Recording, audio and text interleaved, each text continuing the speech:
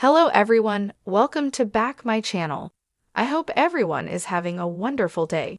Before starting the video, please go ahead and hit the subscribe button. At the Abbott house, Kyle is stewing when Claire comes to the door. They go over it being the day off of school for Harrison, who is excited to spend time with his nanny. Claire notices Kyle seems off, and he complains about his parents imploding in front of half of Genoa City. Claire knows it must have been hard for him to see. Kyle wishes he could forget it happened. Harrison bounds in wearing a cowboy hat because they're going to feed farm animals. Claire wants him to get a jacket. The kid teases that she can't catch him, and both Claire and Kyle chase him up the stairs. Before too long, Claire helped Harrison on with his jacket and asks Kyle to join them. Harrison pleads with his dad to agree. Kyle hollers, "Let's do this." They head out the door.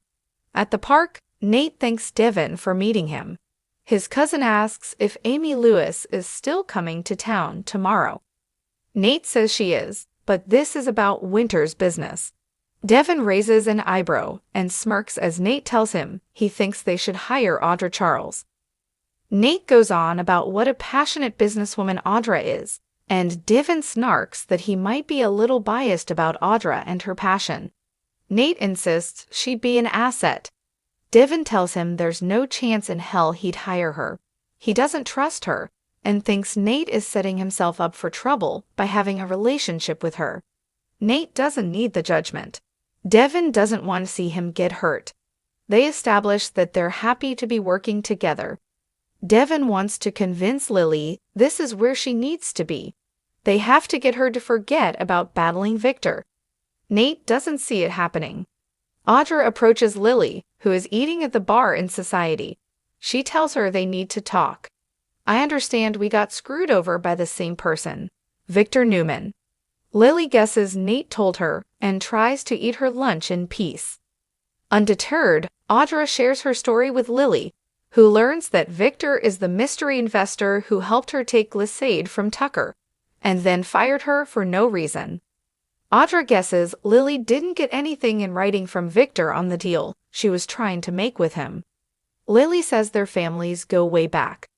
Audra says no paper is a rookie move. Lily shrugs. Victor is a master of the game, and she fell for it. She marvels that even knowing who Victor is and what he's capable of, they still got played. But I am definitely going to get what I deserve. Lily tells Audra she won't stop until she's back on top at Chancellor. Audra wonders if she knows what it's like to have to claw and scrape her way into a job. Her father paved her way. Lily's worked hard to get where she is. Audra asks where it's gotten her. They debate their different styles. Lily suggests Audra stop cheating and trust herself. Stop talking about what you want and take what's yours. Audra notices he's practically cheerleading her to succeed. Lily sighs. She's talking to herself as much as her, but will they listen? At the club, Adam updates Victor that a new article is dropping today, smoothing over Audra's departure from Glissade. He'll also love the one burying Billy at Abbott Chancellor, as ordered.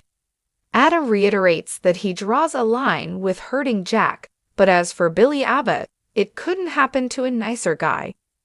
Chelsea walks up with Connor's shin pads for hockey, and Victor says it's nice to see them co-parenting so well. It's as it should be. Adam tells his father to pump the brakes and walks off. Victor asks Chelsea to hang back and tells her that although they've had their ups and downs, he's watched her grow into a remarkable woman. He knows Adam and Sally are done, and that she and Billy split up, so he'd like to put in his 2 cents. Victor tells Chelsea that Sally was never right for Adam. You were right for him. That's all I'm going to say. On Crimson Light's patio, Phyllis probes Billy to see if he's decided yet whether or not to fire her. She insists the best option is to pretend to fire her. She's sure she can boom the company. He will become a superstar and everyone will love him. They'll love me too. Billy's not keen, and tells Phyllis to give him time and space to get his mother off of his back. Then he'll rehire her. Phyllis argues and then, distraught, gets up and walks inside. Sally appears and Phyllis watches as they smile at each other, and he tells her to sit down. She throws up her hands at him, having time to chat to Sally, but not to talk business. Meanwhile, Billy tells Sally he was hoping he'd run into her. Billy apologizes to Sally for kissing her. She says they kissed each other and call her crazy, but she thinks they both needed it.